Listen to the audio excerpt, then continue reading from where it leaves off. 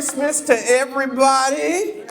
Merry Christmas to you. I hope you are already having a good holiday and that it just gets better and better as you move into tomorrow.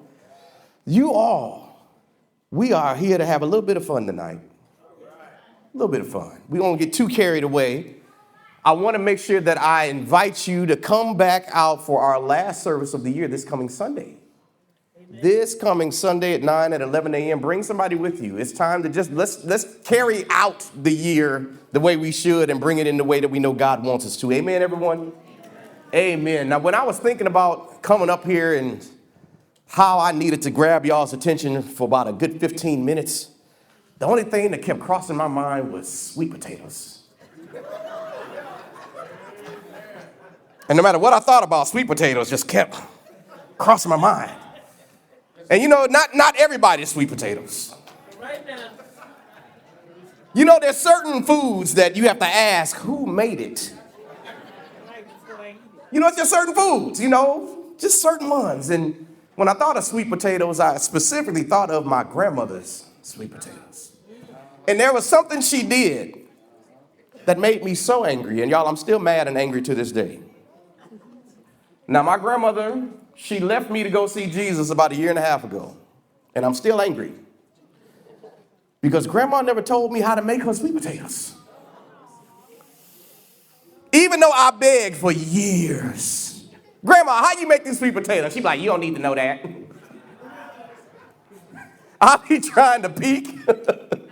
Go sit down somewhere. I'm like, I'm trying to learn. You know, it's something about a recipe. And I can look up recipes online, but it's different when certain people get a recipe and they put their own little sprinkles of stuff in there. Stuff that you're not going to find on Google. For all I know, some of that recipe included some seasoning and some other little nutmeg and cinnamon that was probably from 1964 in an expired bottle that I should have been eating out of no way. That might have been why it tasted so good. I don't know. But when I think of recipes, and I think of how important it is to get the recipe right, and in my mind, what she would tell me all the time, like, it's real simple. It's just a little bit of this and a little bit of that. Well, I'm not going to do you like my grandmother did me. I want to give you a recipe today, but I'm going to give you all 4 ingredients. And I need you to make sure you take these ingredients down. Because there is an opportunity for us to leave out of this place today and to make a difference, not just in our own lives, but in the lives of our family and in the lives of those around us. We have so many who are like myself that are in this room that have lost loved ones. And Christmas becomes this weird, bittersweet time of year, where part of it is coming together with family, but sometimes even with the coming together, it causes you to remember those that you've lost. And sometimes for myself, I have to remind myself of what this season really is about. And remind myself that I'm still living. I still get the choice to continue living. I get the choice to be present and to be in my life and to be in my family's life. I get to make a tangible decision. And I want to encourage everyone in this room to do that today. To make a decision to follow these 4 ingredients that I'm going to give you. In Ephesians chapter 5, verse 1, I want to give you 3 quick scriptures. It says that we should imitate God, and it says, therefore, in everything you do, because you are his dear children, live a life filled with love. Following the example of Christ, he loved us and offered himself as a sacrifice for us, a pleasing aroma to God. Now, it says that we should imitate God.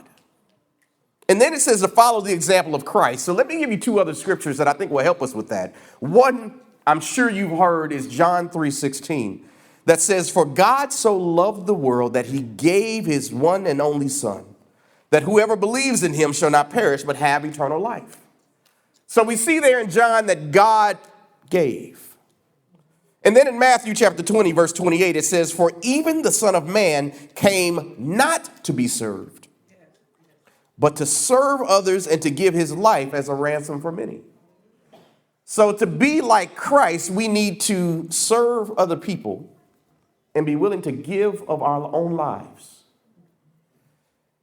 These ingredients that I want to mix in for you today is something that I just call Christmas made simple. Can we get back to when Christmas was simple? I know it's a lot of gifts, it's a lot of toys, it's a lot of running, it's a lot of people's houses to try to make it to, it's a lot of traveling, there's a lot of things people are expecting of you, but can we just make it simple? And this Bible in Ephesians tells us that we should live a life filled with love. Everybody say love. That's going to be our word today, love. And these ingredients take a letter out of that word and give us what I need us to all put together before we leave here today. The first letter, being L, represents the idea that we should live in the present. And I know that's not always easy, with pressures and fears and plans and all the things that we want to accomplish. But sometimes you can get so caught up in your past and trying to outlive that, and so caught up in trying to plan for your future that you forget to live in your present. Your children won't be children forever. Some of you who maybe you don't have children that are still in the house, maybe they've already moved on. Do you realize that the life you live today, you may not have tomorrow? Life for any of us could end tomorrow. So it behooves me to live my life today like it may be my last. Because one day it will be. And what would you want people to remember about you? What would you want them to say of their last memory of you? And you have no idea when that last memory may come. What is the last conversation? What's the last laugh? What's the last word of encouragement that you would want to give? See, Jesus was well aware in his own life that he had very little time to accomplish what he was sent to do. Even from the age of 12, Jesus was like, hey, I'm about my Father's business. The clock was ticking. Jesus was known in the religious circles as somebody that loved to eat and drink. And they said to the excess. Jesus, in my opinion, knew that his ministry was with people. So he spent a majority of his time spending that time in the lives of people, spending time in their homes, spending time with their families, spending time in their times of need. I want to encourage us to be more like Jesus today.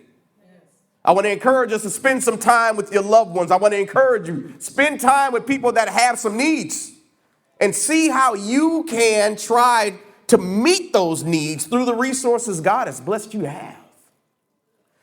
I want to encourage you with the letter O, which is to offer thanks for everything.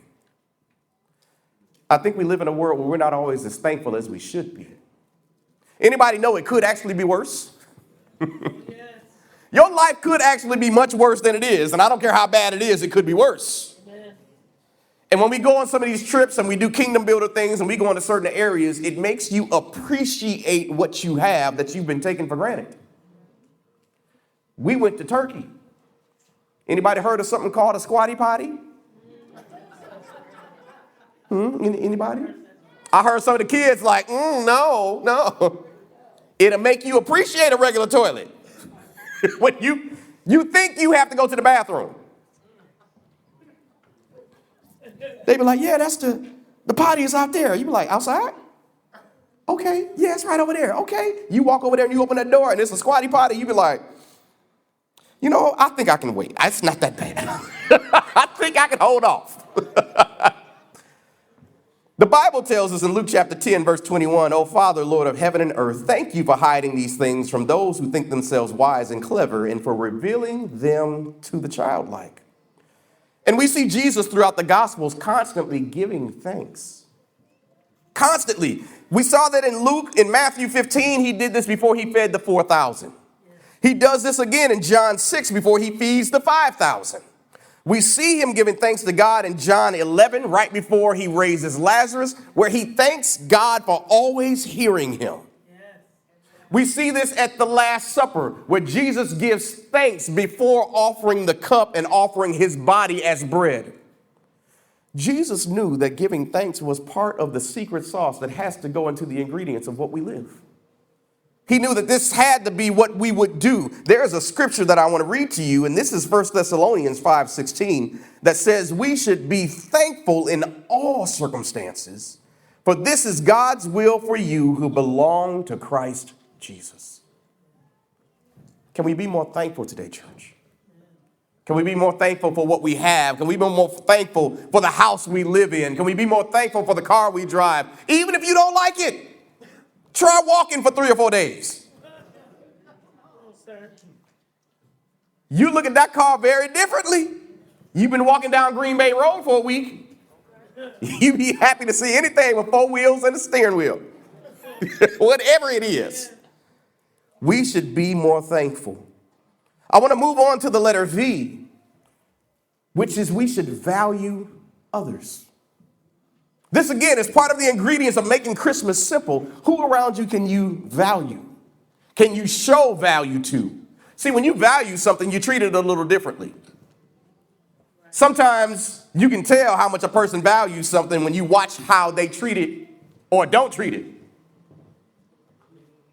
Oh, it got quiet on that one. You ever give somebody a gift and then you find that gift and you like, hey, is this broke? Hi, I gave this to you 10 minutes ago. You broke it already? Right. You didn't value this. You didn't take care of it. But when it's something of value to you, even if it's not valuable to anyone else, there's certain care that you take. There's certain places that you put it. There's certain things that you do to make sure that you always know where it is. And you also make sure everybody knows this is not something to be played with because it's valuable to you. In Philippians chapter 2, verse 3-5, it says, don't be selfish. Don't try to impress others. Be humble, thinking of others as better than yourselves. Don't look out for only your own interests, but take an interest in others too. You must have the same attitude that Christ Jesus had. Can I encourage you, as you are looking for opportunities to value others, I want to encourage you to do some stuff you wouldn't normally do. See, when you're valuing other people above yourself, that means you're going to do some things that they like. It might be something you'd rather not be doing. You might go out to eat somewhere you'd really rather not go. It was in your heart and mind to go to Carson's Steakhouse, but they really want to go to Golden Corral. Now you're upset. That steak don't taste the same. But you know what? If you're valuing them above yourself, you will go over there and get you some of that chopped steak that they have. Some of that wonderful chocolate fondue that the little kids run their hands through every now and then.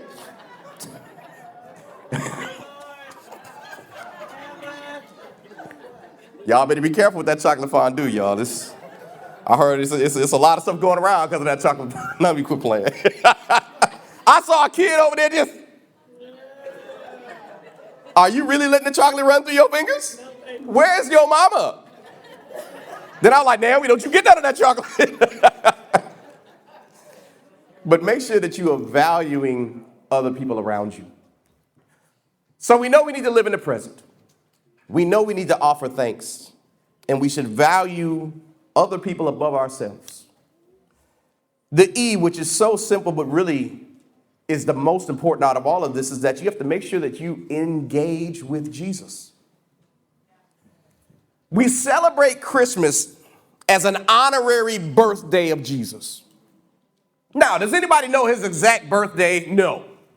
Historians believe it was sometime in the spring, actually. But either way, we have selected this date for whatever the reasons are, and we say this is the day and the time that we choose to honor his birth. And I want to encourage you to actually honor his birth. Honor it in how you live. Honor it in how you speak. Do the things that Jesus would do if he was here in the flesh. And that's why the Holy Spirit lives in you, so that you can carry those things out. We are supposed to be representatives of Jesus Christ on this earth.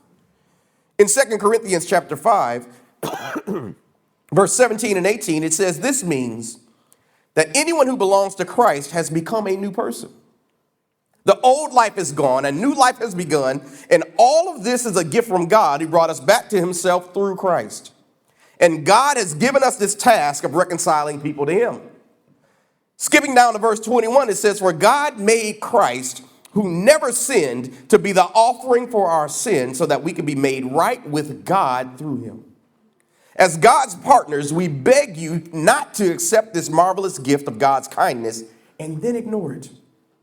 For God says, at just the right time, I heard you. On the day of salvation, I helped you. Indeed, the right time is now. Today is the day of salvation. Don't let all that God has done for you this year be in vain. Let's live this out. What you know God has done for you. If you're in this room and maybe you say, well, I haven't had a relationship with Jesus before, let today be the day of salvation. Let today be the day you say, I want to welcome him into my life. I want to welcome him into my heart. I want to live this out for him. Maybe you've already accepted him, but things have been hard. Maybe you found yourself sliding just back a bit, and you're not praying the way you once did. You're not listening to him the way you once did. You're not in your word the way you once were. What I want to encourage you today is to rededicate yourself in this season. Happy birthday, Jesus, I'm back. Yes, Lord. And as much as it's funny to me, it is a serious thing, because I can't think of a better gift that Jesus would want than for us to be in real relationship with him. And maybe you're not in either one of those categories. Maybe you've been living it to the best of your ability. I want to encourage you to continue doing just that every day. This Bible tells us again in Ephesians, we should live a life full of love. Every day. Looking for opportunities to live in the present. Looking for opportunities to tell God, I thank you. I thank you for today. God, I thank you for waking me up this morning. God, I thank you for my family. I thank you for this job. I thank you for this car that I'm driving in. God, I thank you for safety and for peace and for comfort over my life. You can just begin to thank him for all of the things. You can walk through your house. God, I thank you for this microwave, because you know I can't cook. God, I thank you for this stove. God, I thank you for this food. I thank you for the cereal, God. You can give God praise for a lot of things that you take for granted every day. Offer him thanks. But you can't offer him thanks and not value people around you. Because God said, how can you love me who you haven't seen when you don't love your brother and sister that you see daily? We must make choices to value people. And he said, value them above yourself. Put them in front of you. Cater to their needs and to their wants. But most of all, church, we must engage with Jesus.